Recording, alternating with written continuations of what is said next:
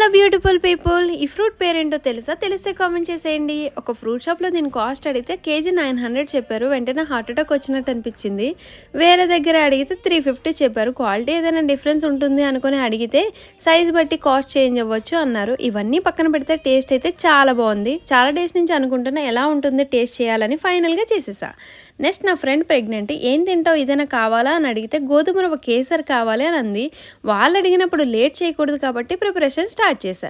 రవ్వ కేసరి అయితే చేశాను, కానీ గోధుమ రవ్వతో కేసరి ఎప్పుడూ చేయలేదు. ఇది ఫస్ట్ టైం ట్రై చేస్తున్నా. టేస్ట్ బాగుంటే మీతో షేర్ చేసుకుందామని వీడియో కూడా రికార్డ్ చేశా. ఏం లేదండి, చాలా సింపుల్. ఫస్ట్ ఒక ప్యాన్లో నెయ్యి వేసుకొని జీడిపప్పు కిస్మిస్ వేసి ఫ్రై చేసుకొని తీసేసి అదే ప్యాన్లో గోధుమ రవ్వ వేసి 1 కప్పు ఫ్రై చేసుకొని బాగా ఫ్రై అయినాక 1 కప్పు రవ్వకి 2 కప్స్ వాటర్ వేసి 50% ఉడికినాక అదే కప్తో బెల్లం వేసి కలుపుకొని ఫ్లేవర్ కోసం ఇలాచి ఫ్రై చేసి పక్కన పెట్టిన జీడిపప్పు కిస్మిస్ వేసి బాగా కలుపుకొని దింపేయడమే.